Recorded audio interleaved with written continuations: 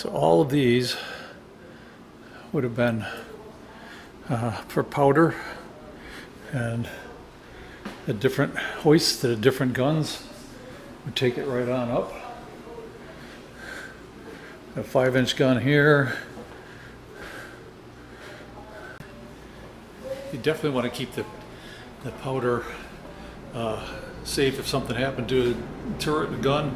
You don't want it blasting back down into this area. So this is like a fire control room. The 5-inch guns could be fired from here, although they were normally from the 4 above deck gun directors. And they had a gyroscope, and the lower section gave this stable reference for a plane for which to correct, and making you know, due to the roll and the pitch of the ship, you want to keep those guns firing accurately. Another view of that room, and I can imagine how much training went into making sure that all the seamen that were doing this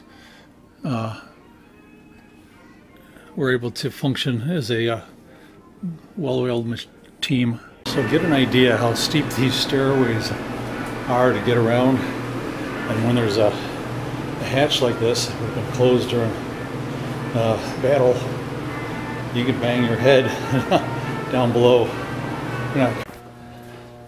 So it's a little bit of a maze in this. Is trying to find my way back out from about 4 decks down. I think I'm finding my way. Hey, look outside.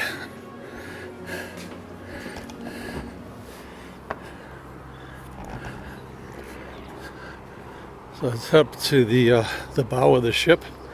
We'll get a look back at it. Now, if you remember the magazines that we saw being, or where they were being loaded, these are the guns they would have come up to. And basically anti-aircraft guns, they are all over the bow of the ship, as well as down along near the back of the turrets, and so get an idea how you would aim this. This is the only 20mm gun that actually has it here. You got your crosshairs, your aiming sight. Handles would be down here where I'm standing, and imagine trying to follow and lead a plane using this kind of sight as fast as things were happening.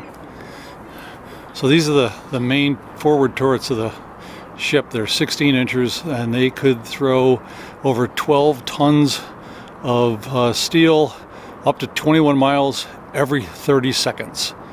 So there took 14 men in each of these turrets to man them. They go down many story or many decks below. 17-inch armor on the front, 15 on the side, 13 in the back. They want to protect these big guns because that's why it's here. So getting up in the turrets, I was ducking down and going up through that hatch. So up inside of the gun turret, you had to come through a hatch down there, and it's low, but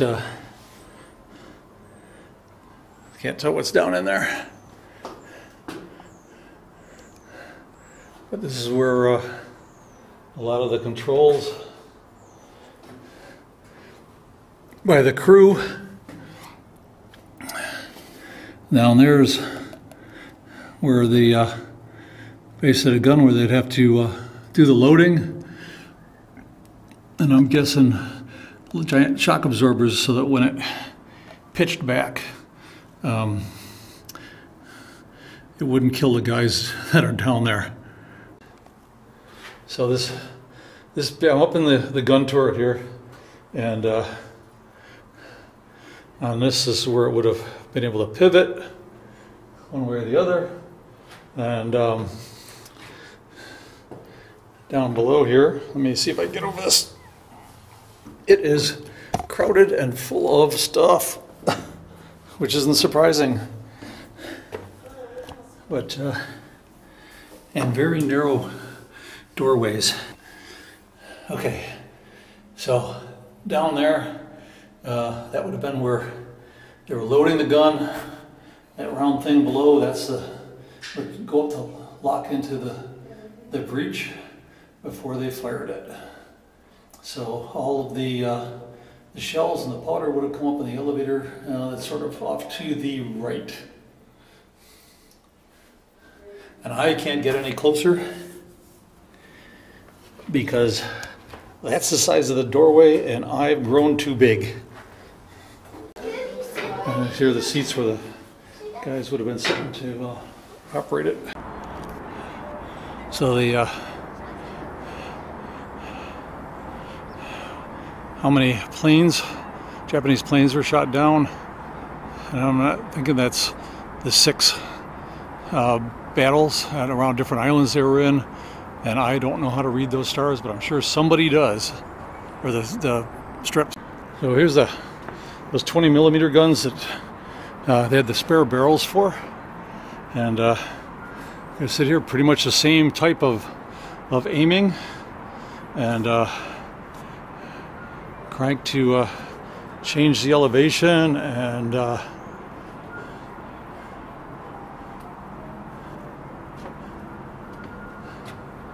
so the magazines would have been loaded here. There would have been guys passing them up and loading them. What did I remember? They said 80 rounds a minute. He'd be constantly loading these. The captain's quarters was right next to the wardroom, captain's wardroom, and there's a dumbwaiter where would have brought the food up from the galley directly below, so that the senior officers would have good food. I always wondered how they knew the flags to run up when they were signaling between ships when they couldn't use the radios. Now I know.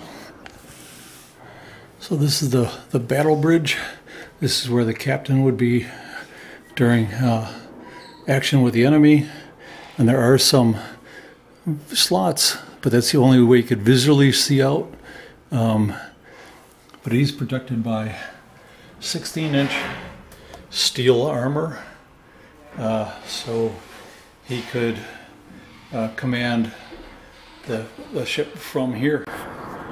Here's a view looking from amidships up to the bow, and this is about as high up as I can go. They won't let us get up any higher, which is too bad.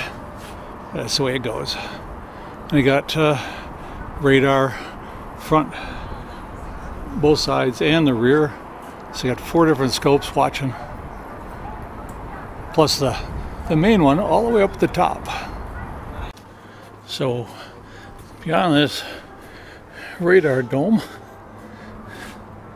is the rear of the ship, and just one turret back here with 16-inch guns, but that crane in the back was so that they could lower a seaplane, and during battles the seaplane would help with them ranging where the guns were hitting.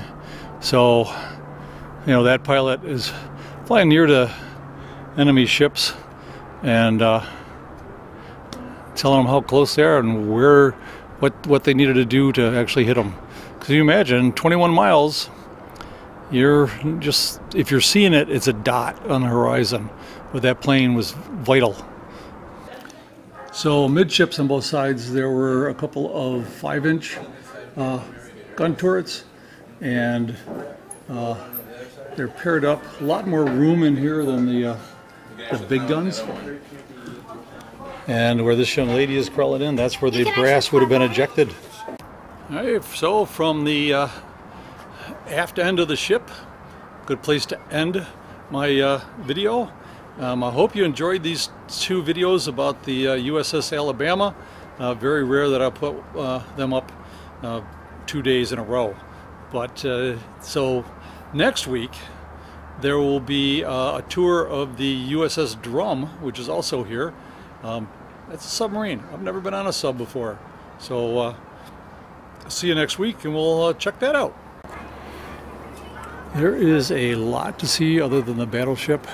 We've got tanks and armored personnel carriers, planes. One I'm interested in is the Blackbird down there. But also, in the next video, on the other side, there is a sub. So let's go check the sub out.